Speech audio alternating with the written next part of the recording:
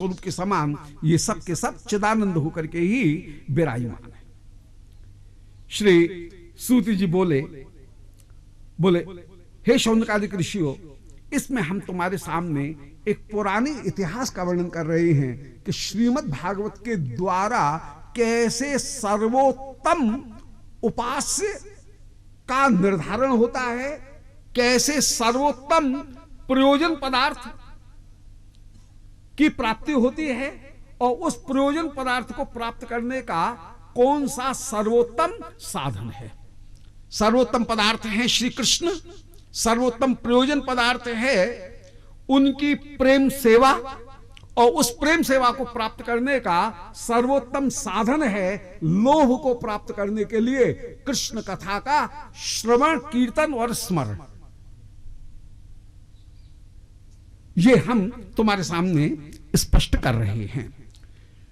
एक बार श्री नारद जी सत्संग करने के लिए निकसे।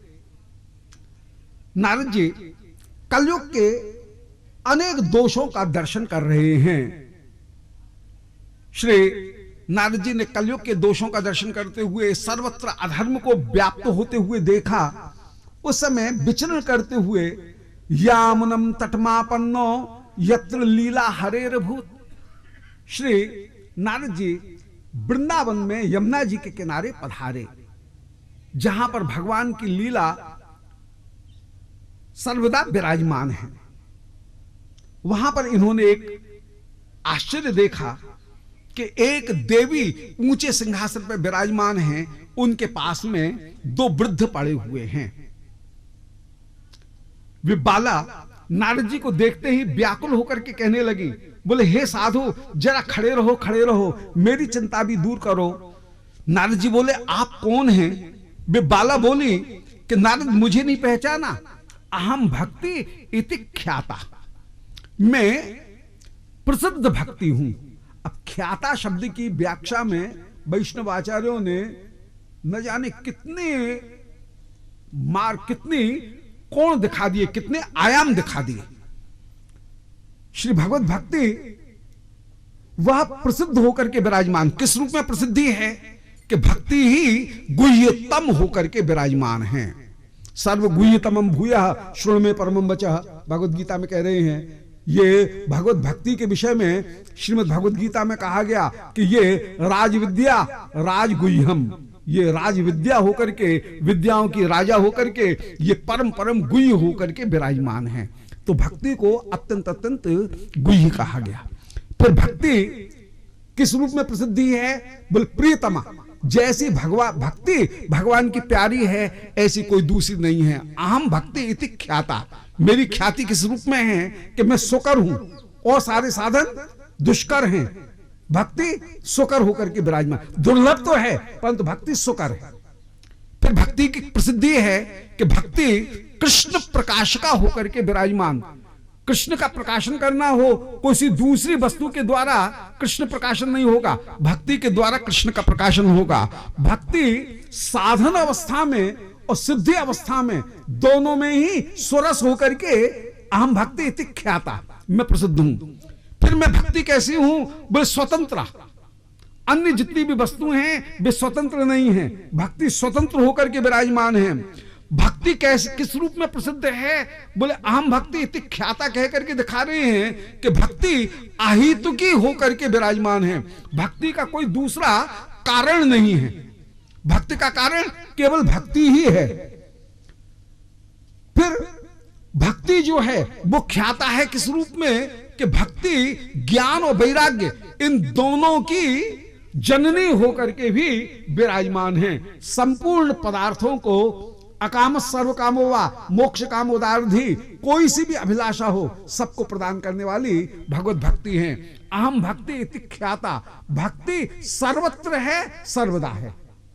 श्री जीव गोस्वामी जी ने भक्त संदर्भ में सर्वत्र सर्वदा के लिए कितने प्रमाण दिए कि जन्म में गर्भ में भगवत भक्ति की जा सकती है, जन्म लेने पर भगवत भक्ति की प्राप्ति हो सकती है, बाल्यावस्था में भगवत भक्ति की जा सकती है, युवावस्था में, वृद्धावस्था में, मृत्यु के समय, मृत्यु के बाद भक्ति सर्वत्र की जा सकती है। भगवत भक्ति पशु के द्वारा, देवता के द्वारा, असुर के द्वारा, राक्षस के द्वारा, सबके द्वारा भगवत भक्ति की जा सकती है। भगवत भक्ति ऐसी है जो भक्त को भी सुख देने वाली है, जो कि भगवान को भी सुख देने वाली है, सर्वत्र और सर्वदा होकर के विराजमान है। ऐसी भगवत भक्ति विराजमान है। तो भक्ति, अहम भक्ति इति ख्याता, ये ज्ञान वैराग्य, ये दोनों के दोनों मेरे पुत्र होकर के विराजमान हैं। पुत्र होने का तात्पर्य है कि जहां भगवत भक्ति की गई वहां पर ज्ञान अपने आप आ जाएगा। भक्ति करने पर संसार से वैराग्य की प्राप्ति अपने आप उत्पन्न हो जाएगी। इसलिए ज्ञान वैराग्य की माता होकर के भक्ति विराजमान है। ज्ञान वैराग्य उत्पन्न होने पर भी टिकेंगे कब? बोले भक्ति की गई तो ज्ञान वैराग्य रहेंगे। तो जैसे माता बालक को उत्पन्न करने वाली भी है और उसको पोषण करने वाली भी है, इसी प्रकार ज्ञान और वैराग्य इन दोनों को उत्पन्न करने वाली भी भगवत भक्ति है। और ज्ञान वैराग्य टिके भी तब तक ही रहेंगे जब तक कि भक्ति है। यदि भक्ति की तनिक सी भी अवहेलना की गई, भगवत स्वरूप की और भक्ति की अवहेलना की गई, तो ज्ञान वैराग्य भी नष्ट हो जाएंगे। यदि कोई ज्ञानी भक्ति का आश्रय ग्रहण करके ज्ञान को प्राप्त करना चाहे तो कला रूपा भक्ति के द्वारा उसे ज्ञान की प्राप्ति हो जाएगी। ज्ञान की प्राप्ति होने पर, ब्रह्म तत्व का बोध होने पर यदि वो ये विचार करे कि भगवत स्वरूप तो माइक है, उपाधि है, और उपाधि समझ करके यदि उसने तनिक सी भी भगवान के स्वरूप की अवहेलना की तो भक्ति अंतर हुई। और जैसे ही भक्ति अंतर हुई, भक्ति के अंतर्धान होते ही फिर उसका ज्ञान भी नष्ट हो जाएगा। इसीलिए श्रीमद् भागवती संहिता में निरूपण किया गया कि आरुह्य कृच्छेण ये निर्बिंदाक्ष विमुक्त मानिनः त्वयि अस्तभावात् अविशुद्ध बुद्धयः आरुह्य कृच्छेण परम पदम ततः पतन्त्यधः नाधृत युष्मदंग्रहयः। बोले जिन्होंने ज्ञान भक्ति इन दोनों को मिलाकर के, माने भक्ति युक्त ज्ञान के द्वारा पहले मोक्ष को प्राप्त करने का प्रयत्न किया, ब्रह्म तत्व को जाना, और जब ब्रह्म तत्व को जाना फिर भगवत स्वरूप को उपाधि समझ करके यदि उन्होंने त्याग कर दिया और भगवत स्वरूप की अवहेलना की, उसको माइक कहीं मान बैठे, तो माइक मानते ही भक्ति अंतर्धान होंगे और भक्ति अंतर्धान होते ही उनका ज्ञान भी अंतर्धान हो जाएगा। इसलिए उनका अधपतन हो जाएगा। परंतु जो भक्ति का आश्रय ग्रहण करके बैठते हैं उनका कभी भी ज्ञान अंतर्धान नहीं होता है। तो भक्ति ज्ञान को उत्पन्न करने वाली भी है और भक्ति ऐसी मां है जो ज्ञान और वैराग्य इन दोनों का पोषण करने वाली भी होकर के विराजमान है। देखो, मैं दक्षिण देश में उत्पन्न हुई, जितने भी आचार्य वो सब प्रायः दक्षिण में ही उत्पन्न हुए। मैं कर्नाटक में वृद्धि को प्राप्त हुई, बड़ी हुई, कुछ समय मैं महाराष्ट्र में भी रही, फिर मैं जीर्णता को प्राप्त हो गई। परंतु वृंदावन में आने पर यहां पर मुझे एक नए स्वरूप की ही प्राप्ति हो गई। यहां पर मैं तो हो गई हूं युवती और मेरे दोनों पुत्र हो गए हैं वृद्ध। अर्थात जब तक वृंदावन के बाहर में रही और ज्ञान वैराग्य दोनों पुत्र मेरे साथ में रहे, मेरी कृपा के द्वारा ज्ञान और वैराग्य दोनों युवक होकर के अपने मोक्ष फल को प्रदान करने वाले रहे। वैराग्य के द्वारा ज्ञान, भक्ति के द्वारा वैराग्य, वैराग्य के द्वारा ज्ञान, ज्ञान के द्वारा मोक्ष। तो मोक्ष रूपी जो पुरुषार्थ है उसको ये ज्ञान और वैराग्य दोनों पुत्र प्रदान करने में समर्थ रहे भक्ति की कृपा से। परंतु वृंदावन में जब ज्ञान वैराग्य को लेकर के भक्ति आई, वृंदावन में ज्ञान वैराग्य का कोई ग्राहक नहीं है। ग्राहक न होने के कारण ज्ञान वैराग्य तो हो गए वृद्ध, क्योंकि यहां पर कोई मोक्ष कामी नहीं है। ज्ञान वैराग्य हो गए मोक्ष वृद्ध और भक्ति युवती हो गई। अब भक्ति महारानी ये विचार कर रही हैं कि हम तीनों का तिगड्डा है, जहां जहां भी रहती हैं हम तीनों साथ साथ रहती हैं। त्रिक है ये ज्ञान वैराग्य भक्ति, इनका त्रिक है। जैसे मैं अपने आराध्य गोविंद की सेवा कर रही हूं, ऐसे ही ये ज्ञान वैराग्य भी गोविंद की सेवा करते हुए विराजमान हो। हाय, ये ज्ञान वैराग्य यदि अपने जीवन का लक्ष्य, अपना लक्ष्य केवल मोक्ष मानते रहेंगे तो इनकी सार्थकता नहीं है। ज्ञान वैराग्य की सार्थकता इस बात में है कि ये भक्ति में उपयोगी होकर के रहें, इसलिए इनको आप चेत प्रदान करो। ठीक है, वृंदावन के बाहर रहे, कला रूप भक्ति के द्वारा ये ज्ञान वैराग्य मोक्ष देते हुए विराजमान रहे, परंतु वृंदावन में कोई इनका मोक्ष का ग्राहक है नहीं, इसलिए यहां पर हो गए ये बूढ़े। परंतु इनकी निरर्थकता नहीं होनी चाहिए, इनकी सार्थकता मोक्ष में नहीं है। ज्ञान वैराग्य की सार्थकता भक्ति में ही परिपूर्ण रूप से है। जब तक स्वरूप शक्ति का आस्वादन ज्ञान और वैराग्य नहीं करेंगे तब तक उनकी सार्थकता नहीं है। एक और संसार का आकर्षण है, दूसरी ओर स्वरूप शक्ति जो निज धाम है उसका आकर्षण है।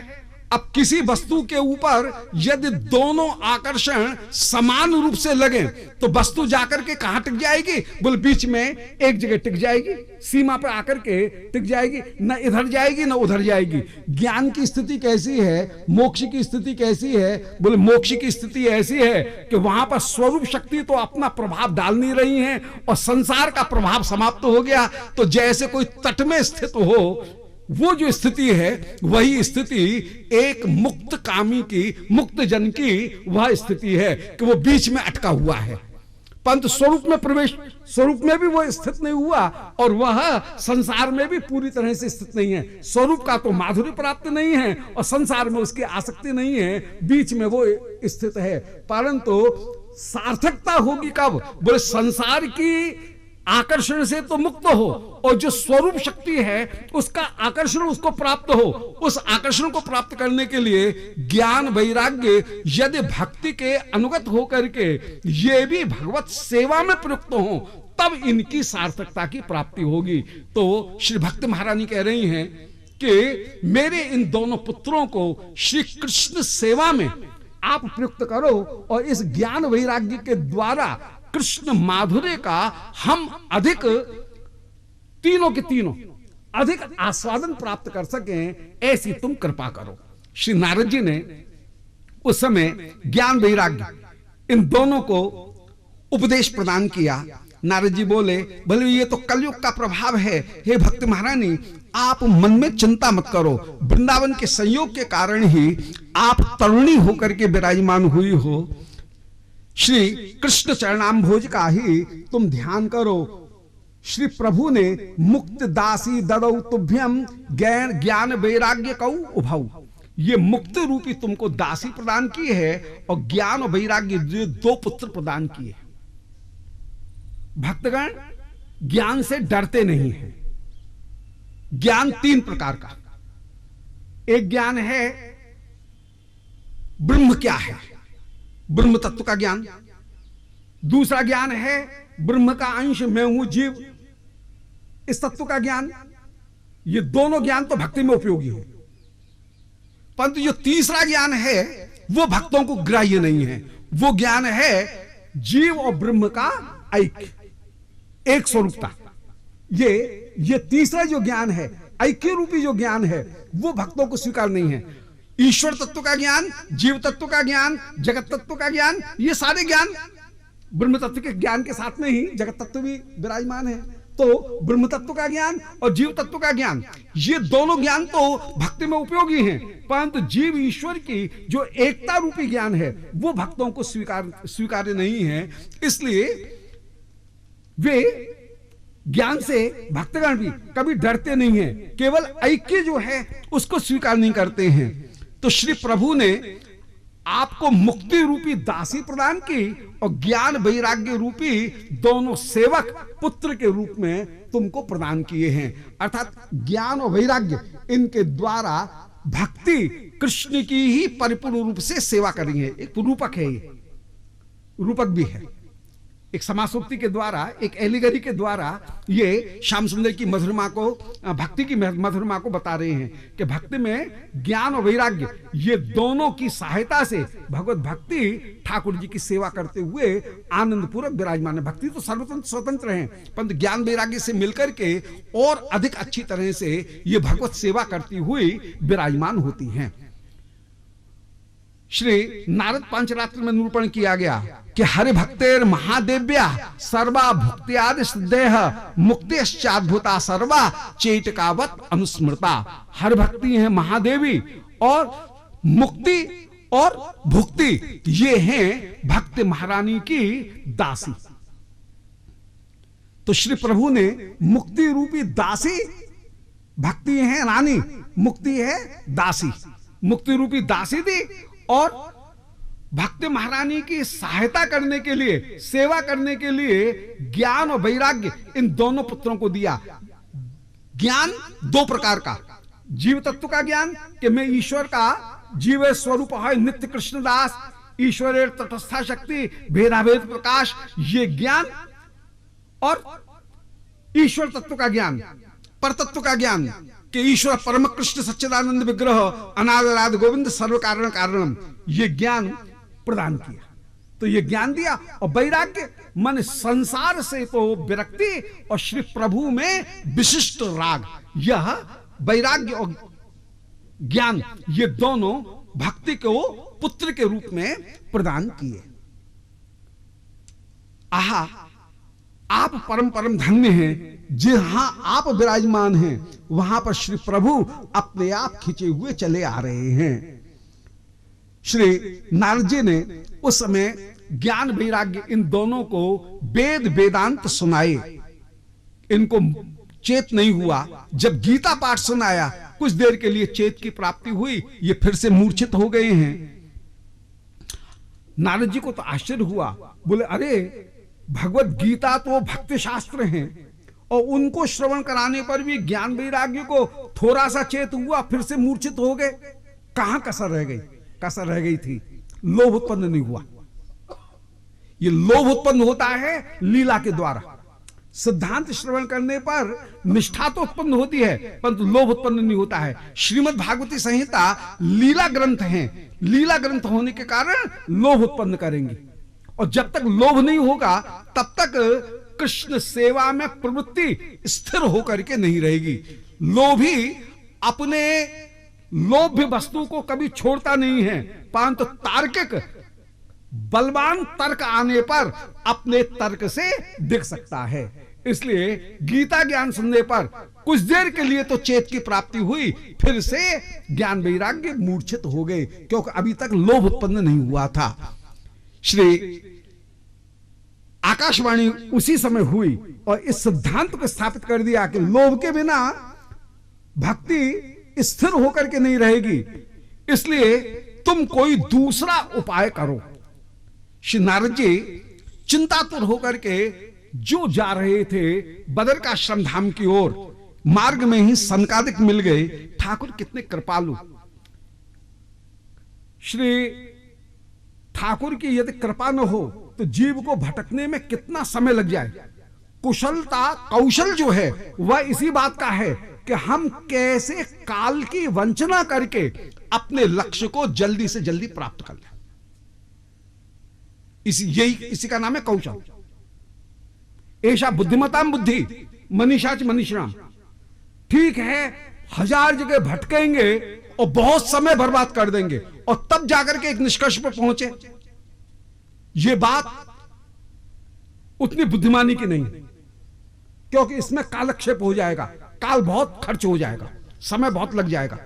इसलिए कौशल इस बात में है कि हमारे पास में, हमारे हाथ में जितना समय रह गया है उस कम से कम समय में हम अधिक से अधिक वस्तु को कैसे प्राप्त कर लें, इस बात का की कुशलता है। तो आवश्यकता इस बात की नहीं है कि कौन सा मार्ग कैसा, कौन सा मार्ग कैसा, कौन सा मार्ग कैसा, बल्कि आवश्यकता इस बात की है कि हमारे पास में जितना समय है उसमें हम कैसे काल की वंचना करके अपने लक्ष्य को कम से कम समय में प्राप्त कर लें।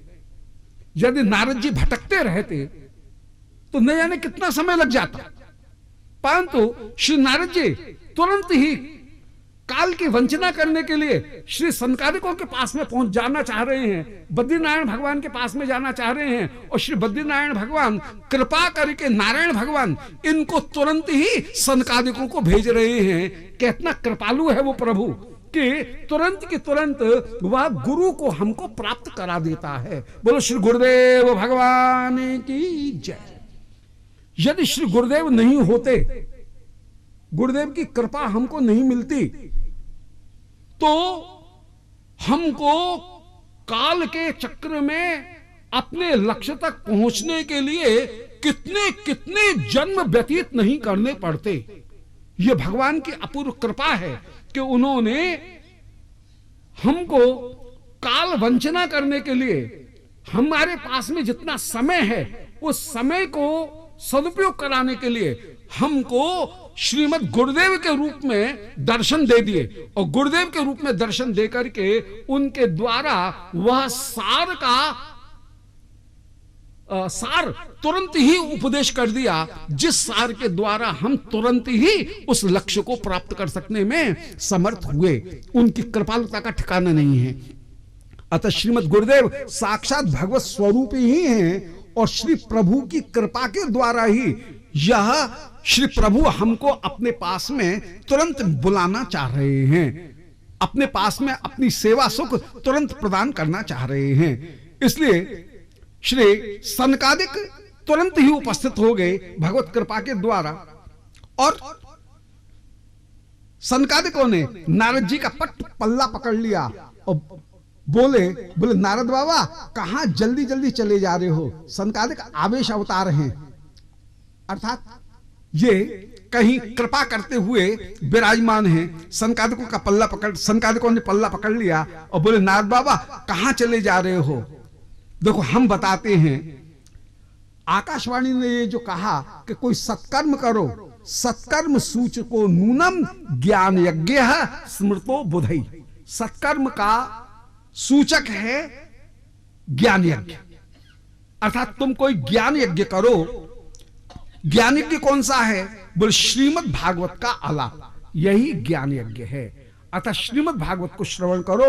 लीला कथा श्रवण करने पर लोभ उत्पन्न होगा, लोभ उत्पन्न होने पर जो साधन है उसमें अविचल स्थिति की प्राप्ति हो जाएगी। इसलिए लोभ पूर्वक भक्ति गृध्नु होकर के भगवत भजन करो, सेवा को प्राप्त करो। सेवा गृध्नु होकर के भजन करो। सेवा का लोभ धारण करके भजन करते हुए विराजमान हो। तो लोभ को प्राप्त करने के लिए श्रीमद् भागवत को श्रवण करो। जैसे दूध में भी घी है, परंतु उस घी को अलग से निकाल लिया जाए तो तुरंत ही फायदा करता है, ऐसे ही श्रीमद् भागवती संहिता यह प्रेम रूपी जो नवनीत, उस नवनीत को तुरंत ही निकाल करके प्रदान करने वाली हैं। श्री नारद जी बोले महाराज आप सरी के वक्ता मुझे कहां मिलेंगे। श्री नारद जी सनकादिकों को लेकर के उस समय श्री आनंद नामक तख्त गंगा तट पर पधारे हैं। सब भागवत पीयूष पान के रसलंपट जन अपने आप एकत्रित हो गए हैं, कहीं निमंत्रण देने की जरूरत नहीं है।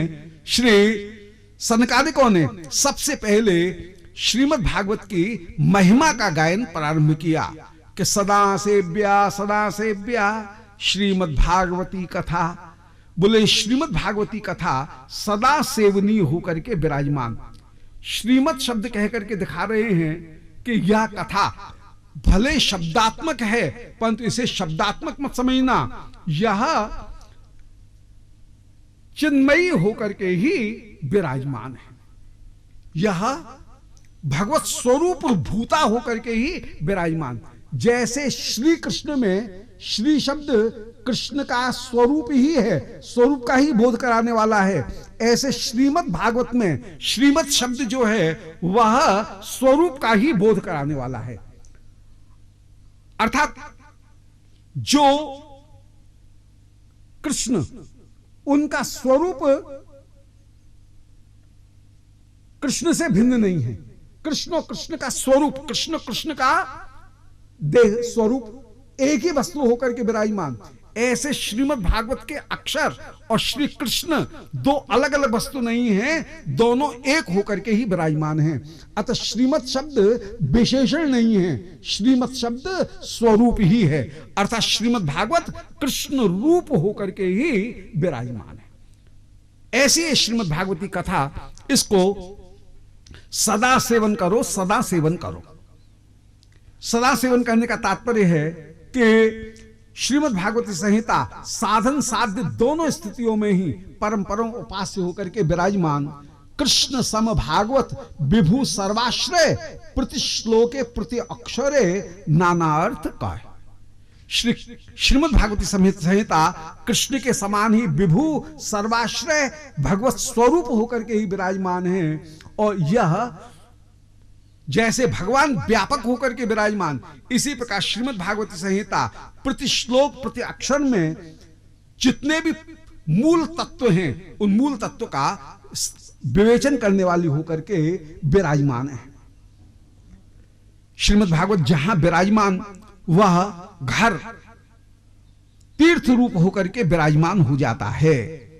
श्रीमद् भागवत तो सदा श्रवणीय है, फिर भी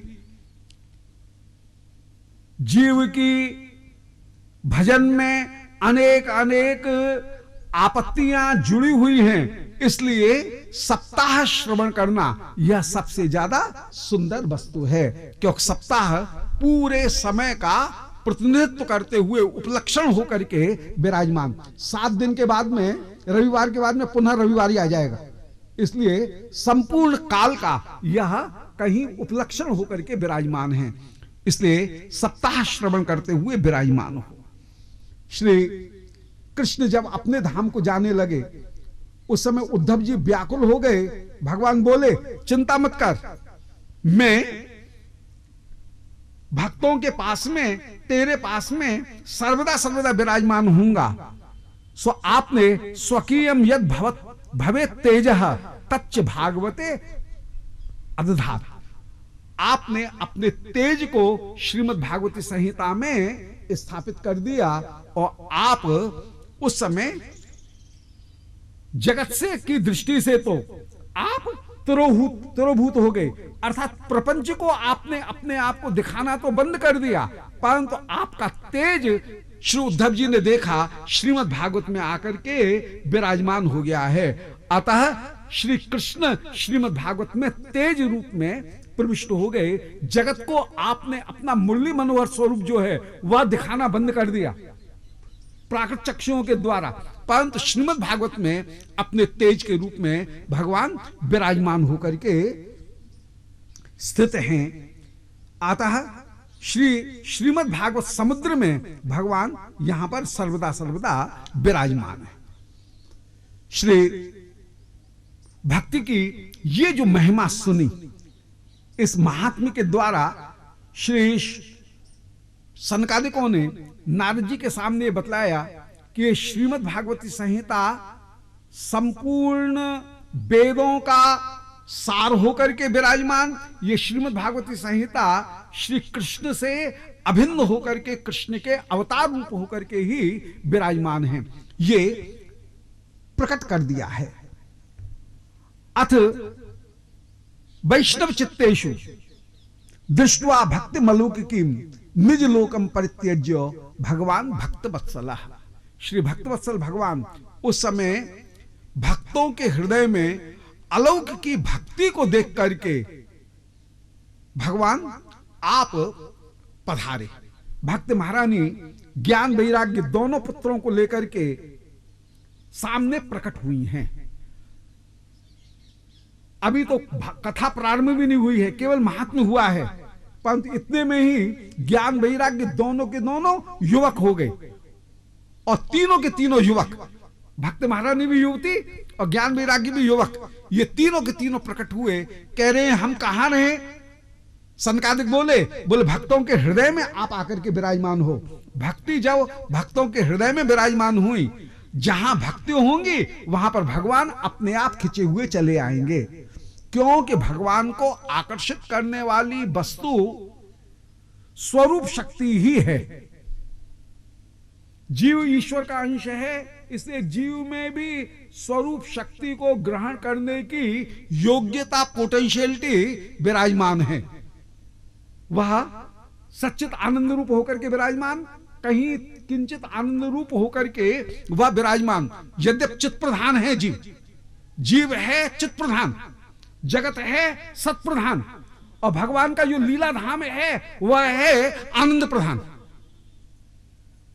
तो जीव यद्यपि चित्त प्रधान है, परंतु जितनी भी सच्चित आनंद, इन तीनों शक्तियों में अन्य अन्य शक्तियों का भी अनुप्रवेश निरंतर निरंतर विराजमान है। अनुप्रवेश तो रहेगा ही।